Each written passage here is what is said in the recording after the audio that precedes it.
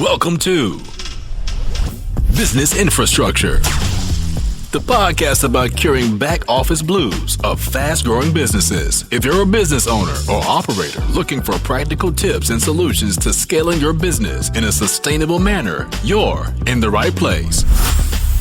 Now here's your hostess, Alicia Butler-Pierre.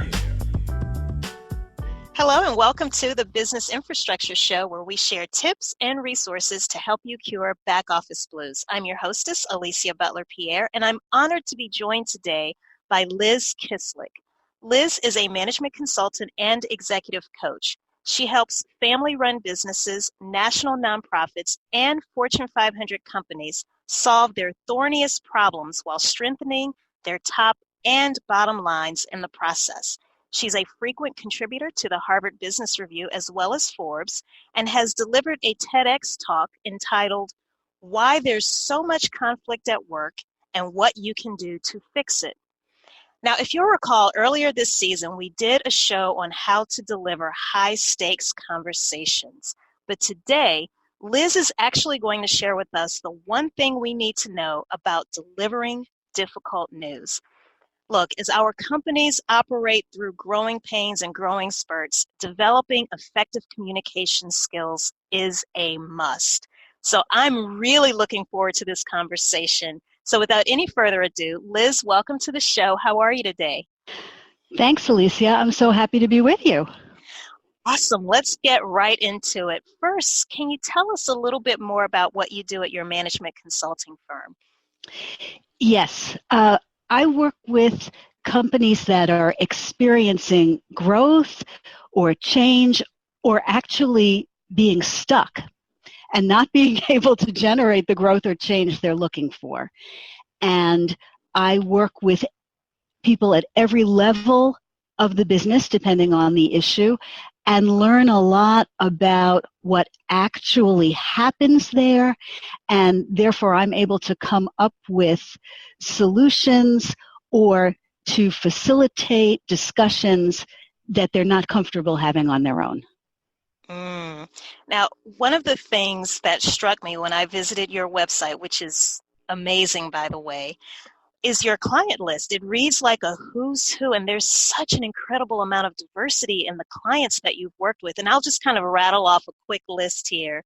So your clients include American Express, Girl Scouts, Staples, Janssen Pharmaceuticals, Highlights for Children, Saks Fifth Avenue, Warner Brothers, Citibank.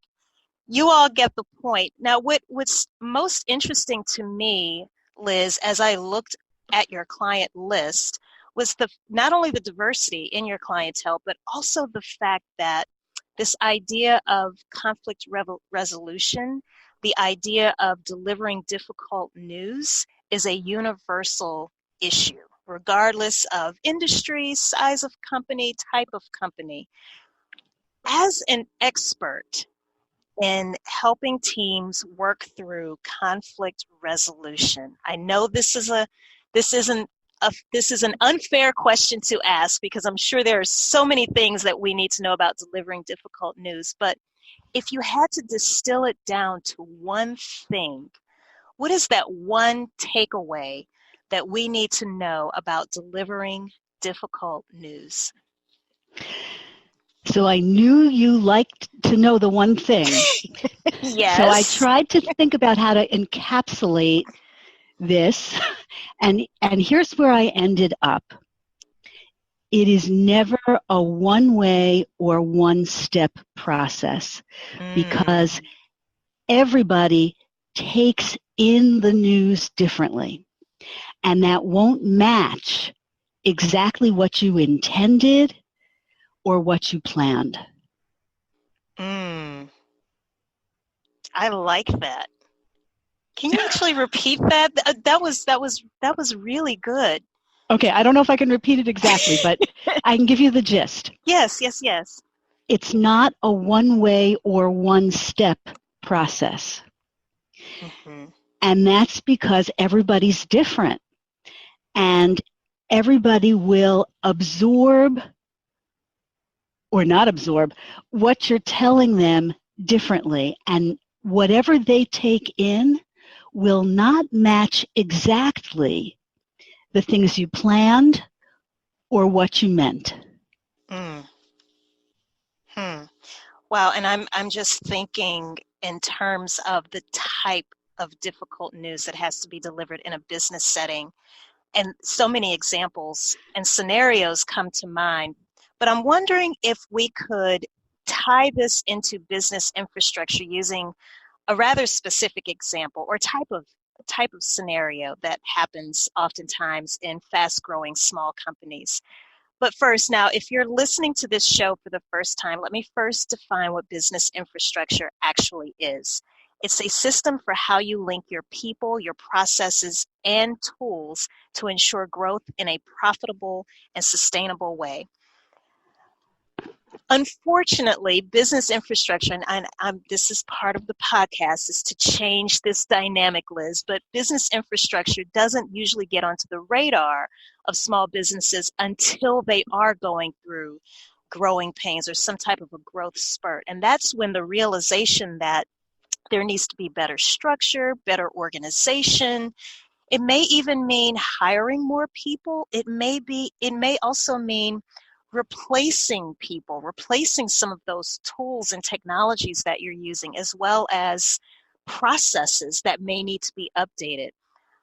A very common scenario that I've seen in fast-growing small businesses starts off with the people. Can you offer us some tips on having or delivering difficult news, especially when we're talking to friends and family who may have started out with us when we started our companies, but then you come to that point when you realize, okay, in order to get to the next level, I really need to bring in people who have experience in different parts of the business. Can you offer some tips when it comes to the people aspect? Yes. Okay. I want to set some context first. Okay. And then go to the specifics, because in exactly the same way you described how small businesses often don't recognize their infrastructure needs. Mm-hmm. First of all, that's not just small business. That's almost every organization. True, very true. Okay. But part of why they don't is because they're dealing with what's in front of them.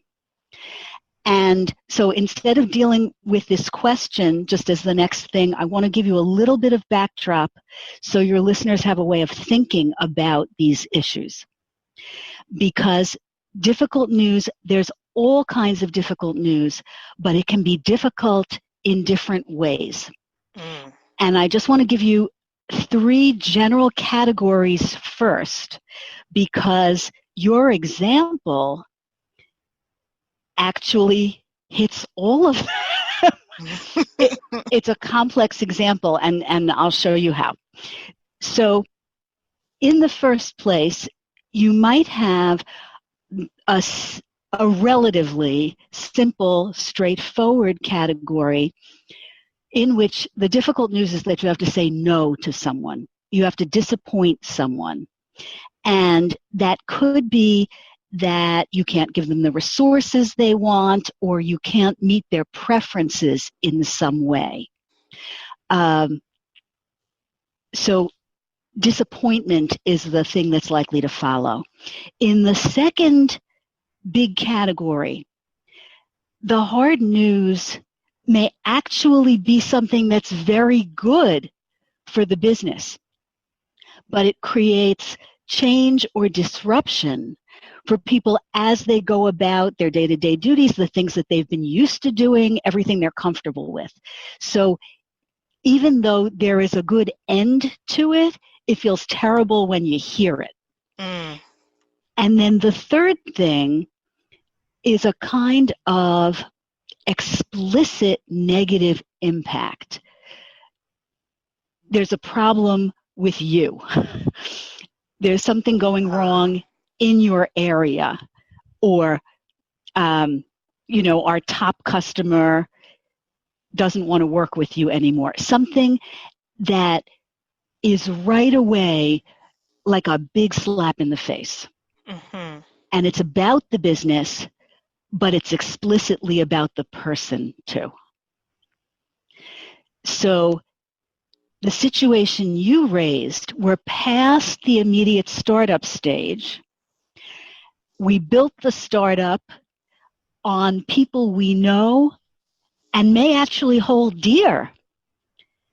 But then to move the business further, we think we've got to bring in people with more expertise, specialization, rank in some cases, that kind of thing. Is that accurate? Yes. Okay.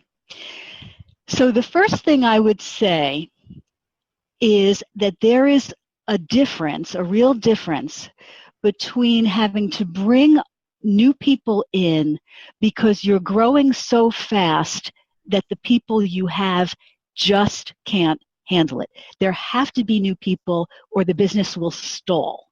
Right. Versus we're bringing in a new person because you haven't been able to get us to the point we need. Okay? Mm-hmm. So the first case, that's the kind of thing where that hits all the bells of my three categories. So the person who's already there may be disappointed. Don't you think I can do the bigger level thing? They're disrupted. I'm going to have to get used to a new person here, and we were so comfortable the way that we were. And they may feel that there's explicit negative impact because this is going to change my relationship to the job and the business. It's going to change the way I spend every day. I'm really going to hate this. Whereas in the second case, there's a little of 1 and 2, but it's really all 3. You weren't enough, and so we need this stranger. So that's really painful, both to the person who has to hear it and often to the person who has to deliver it. Mm. Now, what about processes? How do you have any tips for delivering news when there's sometimes a fundamental change to the way people are used to doing something? So it's not that you yourself may be the issue, but we need to change the way that we're doing things in order to handle more volume and more capacity. Yes. So for making the announcement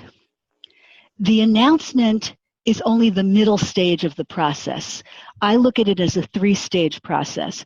The first stage is preparation, and that's really in the the measure twice, cut once school. Mm.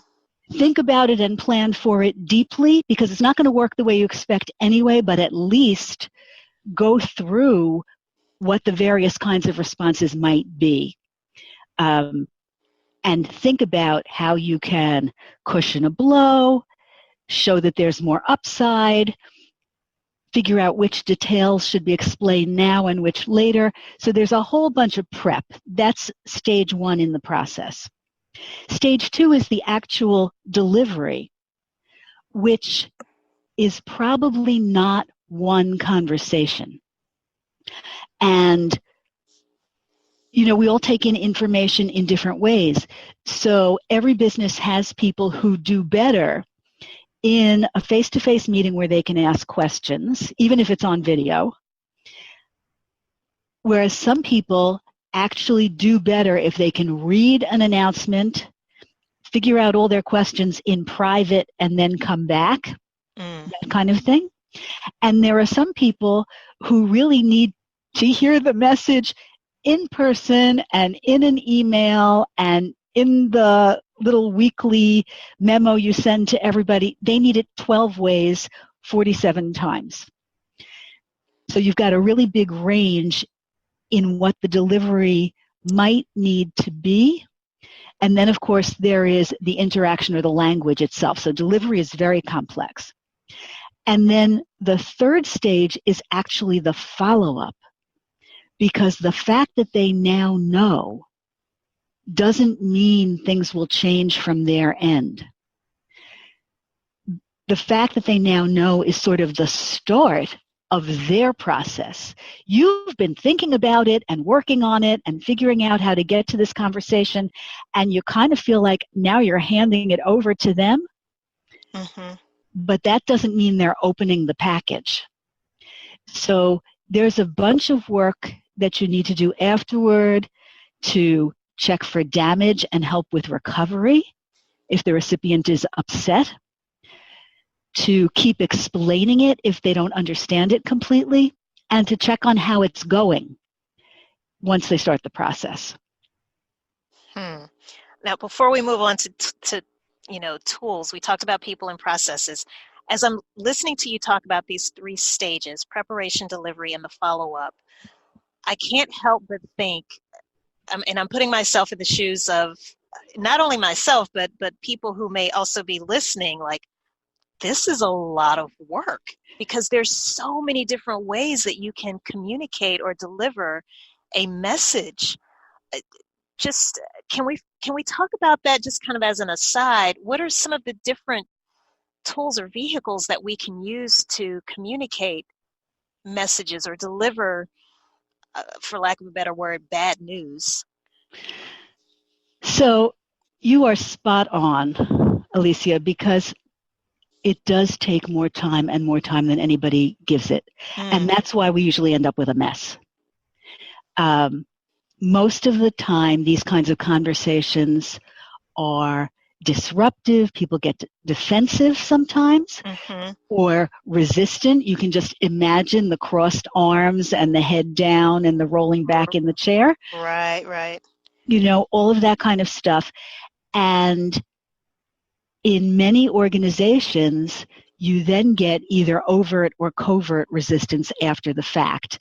In the example you gave at the beginning of our discussion, maybe what happens is that the incumbents don't reach out to the new person, explain the facts of life to them, tell them, which place has the good coffee, explain to them this is how we deal with client A versus how we deal with client B. They can actually withhold and create a really rough time for that new person. Yes. So sabotaging. Yeah. And they may not think of it as sabotaging, but that's the impact. And I think this is where, as you start to grow your business and you are no longer a quote unquote mom and pop, but you're actually functioning like a miniature publicly traded company, you find that your work becomes less and less about your technical skills or your subject matter expertise and more about your people management skills and your interpersonal communication skills. And I think it's very difficult for a lot of us to make that transition. So again, can you kind of explain to us some of these different modes, I guess, of communication or the different ways to deliver a message? I would imagine, for example, and it isn't funny, but I'm just thinking of horror stories that I've personally witnessed or that people have shared with me where they may be fired via email when that is a conversation that should probably happen face to face. So yes. So I would imagine there's so many different ways that you can deliver unpleasant news, but it also matters on the person or depends on the person that you're talking to, and to your point, the type of news that you're actually delivering. Yes, exactly right. And you mentioned the word tools at some point. Yes. And the first tool I want to suggest, because much of this is not tool-based, it's more practice-based. But one of your best tools, if you are a leader and have to have a challenging conversation, is actually your calendar. Because, and this is so not intuitive, and it's only because of years of this that I see it's the case, because of exactly what we talked about before. you never put in enough time. And you always think you can just say it. And some of us are avoidant and we don't like to say it. So we think, well, if we wait till the last possible minute and say it as small as possible, then we're done, you know. But if you actually treat the conversation the way you would a pitch to funders or to a client, and put in the time and put it on your calendar. You may have to call it something else, but you need thinking time to plan how you're going to do this. And you need time with the individuals, and then you need the recovery time. So I strongly recommend use of the calendar, because then you make yourself responsible to yourself to actually see the thing through. Now, in terms of the message itself and how to deliver it and what are the best ways, anything that is a challenge for the recipient, if there is any way to start in person, I strongly recommend that. Because you touched on it yourself before, what's at issue here is the relationship. And how are we managing both the managerial and interpersonal parts of that relationship? And that's done best in person. And even if you have to do a kind of all hands meeting and make a general statement and tell them that after this meeting I'm going to meet with each of you individually to discuss how this will affect you personally, that's fine. That's a wonderful flow, in fact. One of the very important things about this, and something to put back on your calendar, if there is a level between you and the person who really needs to hear whatever this is, you have to first talk to the person in between and make sure that they are on board. Because more things get screwed up because the intermediary managers or decision makers are not fully aligned than even what goes wrong in between the senior person and the junior person. They can stop an initiative dead in its tracks. Not necessarily intentionally, but if they're not aware, not informed, the way they will talk about the issue will not match the way the senior leader talks about it. So that's really important. And we usually think, oh, they'll just understand. Of course they'll understand. They're business people. It's a business issue. They will understand. Forget it. Everybody needs personal attention. So the face-to-face is the best. And part of why it's the best is because you have the advantage of your body language as well as whatever you're verbalizing. And they can see if you yourself are comfortable and if you look straight forward and the way you usually do, and if you are open to them versus if you are nervous or seem to be in some kind of defensive crouch. It's tough. It is tough. It is tough. And to your point, there's no one way to do it because we're all so different. We're all unique in our own way, and we all have our preferred methods of communication and how we receive news, difficult news. Yes. So this really requires a lot of skill, which kind of is a nice segue to my next question for you. You were talking about the calendar being such an important tool and making sure that you definitely carve out time to not only plan to have the conversation, but to also have the conversation and then plan for that recovery period. Are there any other tools or resources that you recommend, Liz, where we can learn more about how to deliver difficult news or just conflict resolution in general? I'm going to stick to some that I think will be helpful in this case and also by extension in conflict resolution. Okay. One set of tools that's extremely helpful has to do with self-management. Whoever is delivering the hard news has to be calm and confident enough while remaining themselves that it helps the other people feel as safe as they can,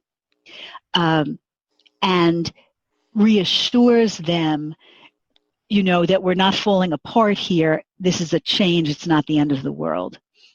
And there are all kinds of self-management, emotional intelligence, self-awareness tools. I like a bunch of different things, and everybody, this is what I keep saying over and over. I'm sorry to be beating this drum. Everybody's different, so everybody will like different things. But there's physical self-management, and I'm sure plenty of people have seen Amy Cuddy's TED Talk that talks about power poses. I think those can be very valuable. Anything that helps you be your most physically confident is important. Similarly, you need techniques for calming yourself internally. We all have chatter going on. There's practically a committee meeting in our heads all the time. And so there are a variety of things that are helpful there. One is just any form of meditation, particularly mindfulness meditation, and you can find that, there are so many. Deepak Chopra has all kinds of stuff. There are apps. There's one called Headspace. There's one called 10% Happier that people can check out. And then there are specific kinds of practices that are great if you're feeling bad, either before or after the process. There's one by Tara, excuse me, I'm just going to cough, by Tara Brach, B-R-A-C-H, with the 4 initials R-A-I-N, RAIN. I'm not going to go through it now, but people can look for that. And there's also a great book by a woman named Christine Neff, N-E-F-F, and that's on self-compassion. And there are useful practices in all of these things that help you strengthen yourself so that you can be simultaneously authentic and on point when you have to deliver, and then you can recover afterwards. Before we wrap up, and I knew this would happen, this conversation went by way too quickly, but I'm also thinking about some people that I have personally worked with, other entrepreneurs and business owners, and I could almost hear them right now saying, "Oh, that's just a bunch of fluff, Alicia. That's a bunch of fluff." What do you say to people like that who believe that? And then they have the employee that they fire in a very disgraceful manner who comes back and shoots the place up, and then they wonder why. Well, let us. I know that was a lot.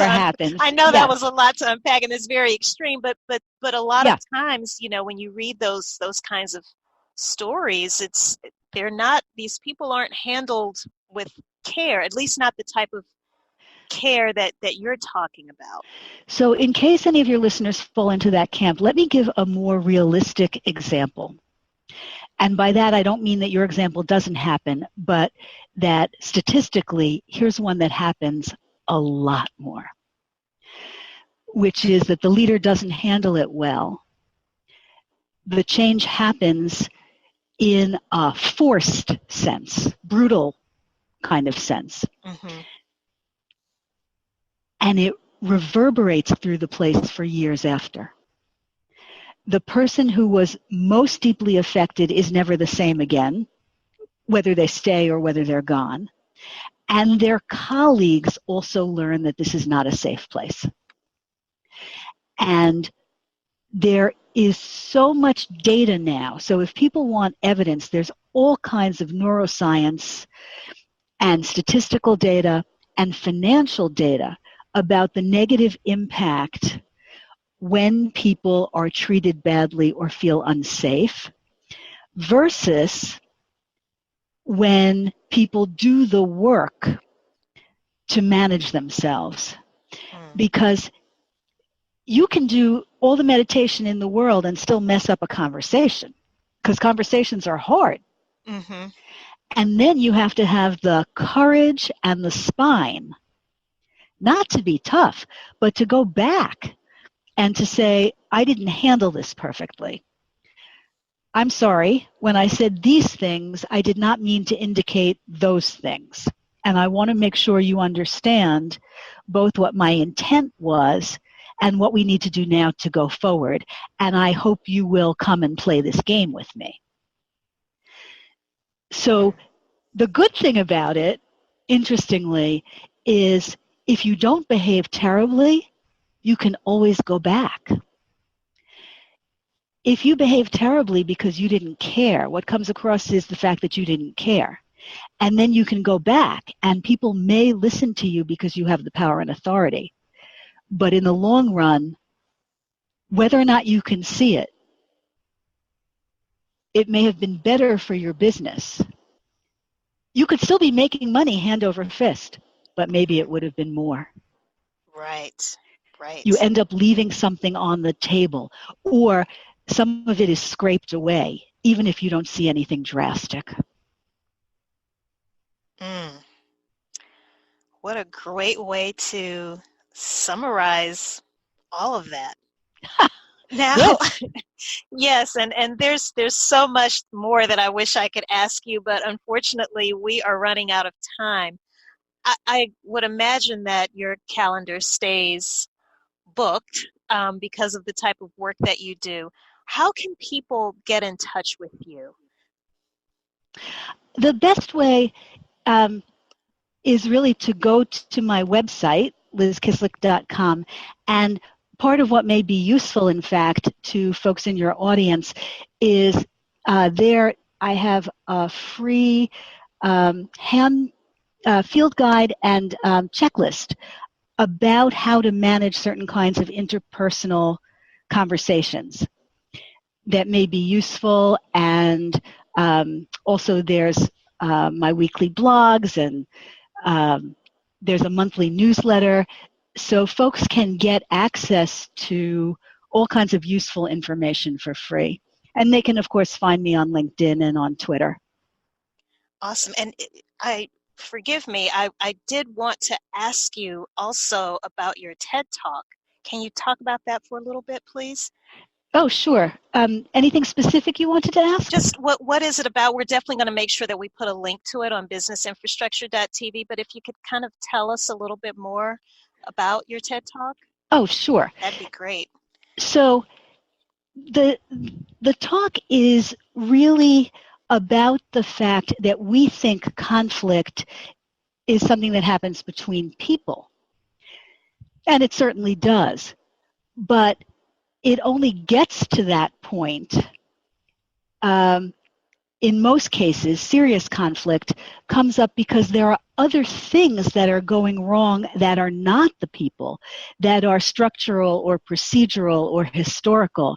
The people are manifesting it, and it's the parts you see. It's the people who are complaining. The computer system isn't complaining. So you don't know that underneath all these complaints, there's really something wrong with that system which needs serious work. And in the talk, I go through sort of 5 stages that you can work through to start improving circumstances so that people don't have to feel so at each other's throats anymore. That have to do with making sure that there isn't really just a bad person or a wacky person who's stirring up the whole sense of stuff, and then gathering the right data so you know what's actually happening, and then getting people's agreement to proceed with a solution, and making sure, just sort of like what I said before, that you have people all through the organization who are signed on to help make the solution work. And then you do have to teach some new techniques for interaction specifically so people don't fall into old bad habits. And if you work on all those things, you actually move the entire group forward, not just about the conflict at hand, but in how they deal with each other in general. And I'm looking at my notes and I realize, so I definitely wanted to talk to you about your TED Talk. There was also an article that I saw on your website entitled How to Shift from Asking for Trust to Being Trustworthy. And I was like, let me read this. And I'm definitely going to make sure that we put a link to that article as well on businessinfrastructure.tv. But can you spend a moment just talking about that as well? Because that was so, it ties in my opinion, so nicely to everything that you've talked about today. Well, I can see you're a deep reader. So, the major thing, the one thing about that piece is trust is not something you can require or ask for because people can't deliver it on command. And so as the leader, what's crucial is to focus on how you will create what Amy Edmondson calls psychological safety. If people feel safe, like you won't get mad at them, won't yell at them, won't penalize them, won't fire them, they will tell you what's not working so that it can be fixed. If they feel safe, they will tell you their new idea because they won't be afraid you'll treat them like they're stupid. And when they see over time that it is safe for themselves or really for other people to challenge the leader, to raise new ideas, to raise questions and problems, then everybody starts to work on things in a much more collaborative and collegial way, and you can accomplish so much more. Okay, we really do have to wrap up now. I apologize. Okay. See, I just keep reminding myself, like, oh, wait a minute, I wanted to ask Liz about this, and oh yeah, what about this, Liz? Send me questions, Alicia, and maybe I'll write, more stuff about it. Yes, and who knows? Maybe it'll become yet another article that you have posted in one of these prestigious magazines. That would be awesome. Or maybe you definitely have to come back on the show because there's so much more to say about this. But I really do appreciate your time today. This has been wonderful, and thank you so much. It's been really lovely speaking with you. Awesome. Well, hang on because I'm going to give a little summary here. And if I say something incorrectly, please feel free to chime in. So now that we've heard from Liz, do you understand why open, honest, and transparent communication is so important? As a reminder, she said that the one thing we need to know about delivering difficult news is that it is never a one-way or one-step process. That's because everyone will absorb the information that you have to deliver differently. You may just have to alter a message based on the type of news that you're delivering, as well as the relationship that you have with that person. Liz actually gave us 3 categories for why it can be difficult to deliver, or why it can be interesting, I should say, in delivering difficult news in different ways. The first category was that you have to actually say no to someone. And that can lead to disappointment for the recipient of the news that you have to deliver. The second category is that the hard news may be something that's good for the business, but it may actually cause disruption, again, for the recipient of that message. And the third category is that it can have an explicit negative impact on the person that you're communicating this news to. And that is, the implication is that there's a problem with you. Liz also talked us through some of the people, the processes, and some tools in delivering difficult news. When it came to people, she said that there's 2 things that we need to take into consideration. As we're going through growth spurts, it could be that we're bringing in new people just to be able to handle the volume. It could also mean that we're bringing in new people because the existing people that we have simply can't perform to the level that's required. From a process perspective, she actually told us that there are 3 stages to take into consideration. The preparation stage, delivery stage, where you're actually announcing or delivering the news, as well as that follow-up stage. You have to allow time to check for recovery from the message that you may have just communicated. That was really important because, as Liz mentioned, one of the most important tools that you can have in delivering difficult news is, in fact, your calendar. You have to take time to plan how you're going to deliver the difficult news. Deliver the news, but also allow for that recovery period as well. And as a wrap-up, she said at the end of the day, everybody needs personal attention, so be careful how you treat people. People can't deliver trust on demand. If you don't take the time to carefully craft your messaging and deliver it, you can end up leaving a lot of money on the table.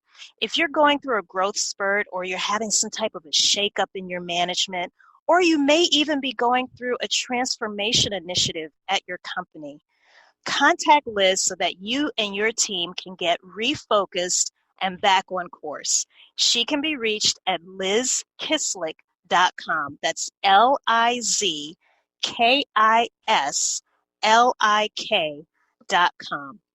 As a reminder, we will have links to the resources Liz shared in the show notes at businessinfrastructure.tv. Did you know we have a YouTube channel? Yep, that's right. You can now find this show as well as other how-to videos on YouTube. Just go to businessinfrastructure.tv and look for the link. When you get to our channel, be sure to subscribe and click the notification bell so that you'll know when the next episode airs. Thank you so much for tuning in. And remember, stay focused, be encouraged. This entrepreneurial journey is a marathon and not a sprint. Until the next time. Thank you for listening to Business Infrastructure, the podcast about curing back office blues with Alicia Butler Pierre. If you like what you've heard, do us a favor and subscribe, leave a rating and review, and more importantly, share with your colleagues and team members who could benefit from the information. Join us next week for another episode of Business Infrastructure with Alicia Butler Pierre.